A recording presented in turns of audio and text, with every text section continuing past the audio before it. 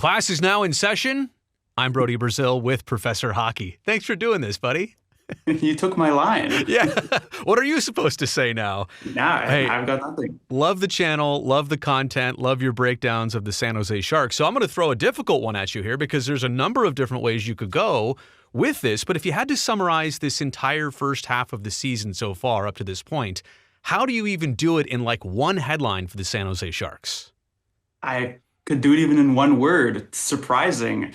This season has been really just completely out of left field. I originally thought that this would be a team that would improve, go from last place, maybe finish bottom five, bottom seven, but to see them in now mid-January in a playoff spot, a top three spot in their division is just completely unexpected, even for some of the more optimistic San Jose Sharks fans, I would say. Last year, they had just 20 wins. I thought, pretty heavily that they could maybe be able to get 70, 75 points. That would amount to a good 30 to 35 wins. Now they seem to be cruising towards 30 wins. They could hit 40 wins even, and that would just be so much of an improvement. This is the biggest improvement that the NHL is seeing this year in terms of points, in terms of points percentage. And so this has just been that much of a surprise that things have come together so much quicker than a lot of us were expecting. Yeah, for a lot of people, I think their perspective is this was supposed to be next year's season happening in this season. If there has been a biggest game or win or moment or sequence or storyline that you've enjoyed so far this year, and I mean, even as recent as the Florida game or the Pittsburgh game or the Utah game or the Rangers game or the Wild game, whatever it is, do you have one that stands out to you above the rest?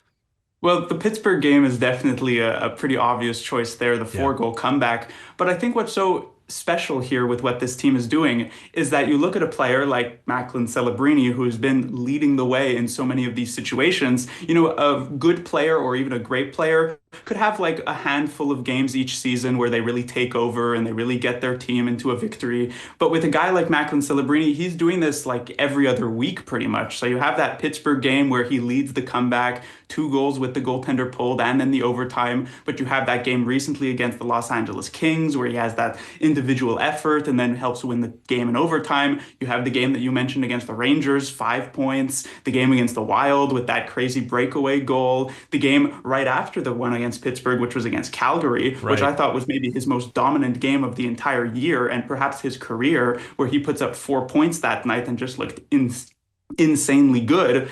This is a player who is managing to just carry the Sharks in so many of these types of situations, and that elevates him from just being a great player, which would already be amazing, to now being this elite and potentially top 10, perhaps top 5 player in the entire NHL. That has been such a humongous leap, basically, from last season. Because you look at his rookie year, it was very good, especially as an 18-year-old.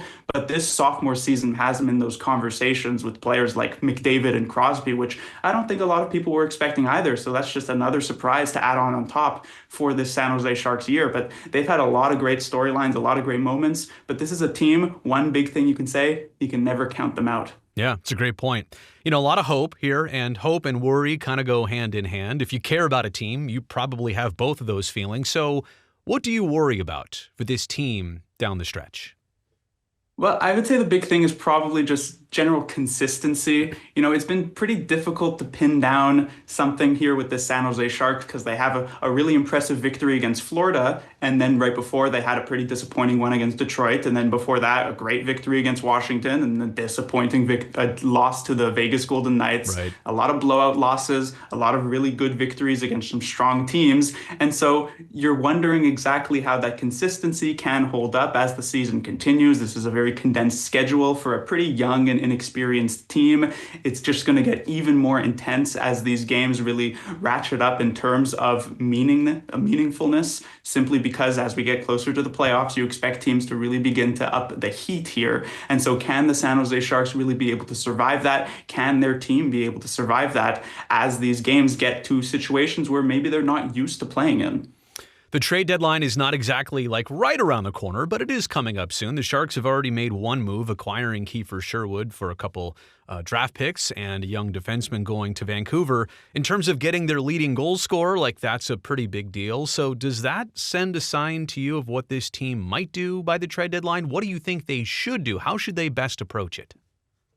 Well, I would have said that they could have just kept it pretty simple, maybe trade away a couple of the fringe guys who have expiring contracts, but otherwise leave the team the same. I feel as though that would have been a very nice vote of confidence to the group to tell you, like, we're not going to pull the rug out from under you like we have these last couple of years and trade away all these teammates that you've come to really enjoy playing with over these last few months. I was a bit surprised by the Kiefer Sherwood trade, but this is even more of a vote of confidence to the roster that it's not just we'll keep things simple, but we think that you guys deserve a run to the playoffs with what we have seen over the first 3 months of the season. And we think that bringing in this player who is basically built for a playoff spot with the way that he actually plays the game, that is very much a strong message to the team that this is a season that they expect to not only potentially be in a playoff spot, but that this could be almost the new normal here for the San Jose Sharks moving into future seasons. You know, this next thing is not necessarily a specific concern to the Sharks. It's going to impact every single NHL team coming out of the Olympic break and not having played a game for 3 weeks. I guess some teams can pick up where they left off, or some teams can fall off, or some teams can find something they weren't doing before. How do you see the Sharks pausing everything and then restarting the season after the Olympics? Is that a good thing, a bad thing, or just a really interesting thing? Well, like you said, it is going to affect every single team. And we did have at least the Four Nations break last season, which was also multiple weeks off. What I'm really wondering here is actually to do with the players who aren't getting that time off, the players who are going to the Olympics. So you have a guy like Alex Wenberg or even Pavel Regenda, but notably the most important player there, Macklin Celebrini. He has been playing a ton of ice time recently for the Sharks, sometimes hitting up to 25, 27 minutes in some of these games. And you would maybe hope that he would be able to have those 2-3 weeks off to rest and relax. But going to the Olympics, Team Canada, you would expect them to make a pretty deep run, potentially get to a gold medal game. So he's going to be playing some extremely intense hockey with some of the best players in the world. How does he look on the other side? Is there maybe a little bit of a letdown? Is there maybe a bit of fatigue that ends up seeping in? And the thing is as I mentioned earlier on, this is such an incredibly important, the most important player on this roster. You are maybe a little bit worried about how his performance ends up being affected by so much hockey being played this season as we get to the latter parts. But, I've learned to never underestimate Macklin Celebrini at this point. So I feel as though maybe this experience will only make him better as we head to the final stretch of the year, especially with playoffs on the mind. So I don't worry too much about the Sharks, but you never know what could end up happening.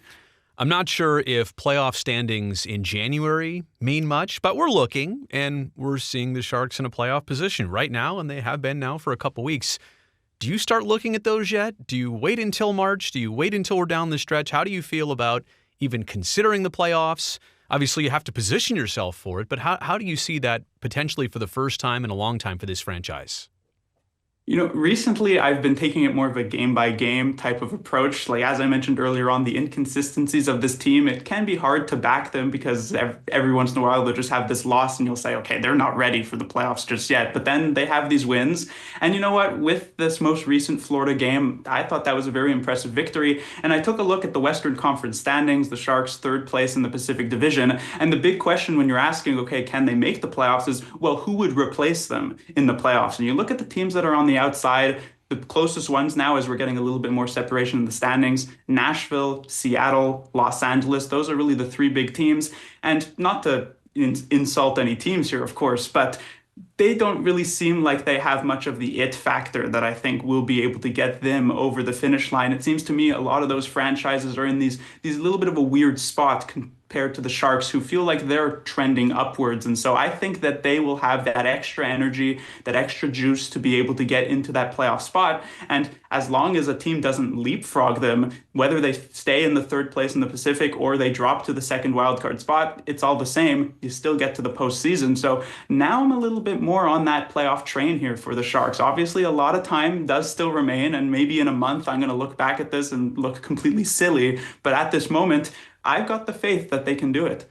Professor Hockey, always appreciate your coverage. You do a great job on YouTube. I know that the comments and the views are all trending up, kind of how this season has been. So keep it up, and we'll talk soon.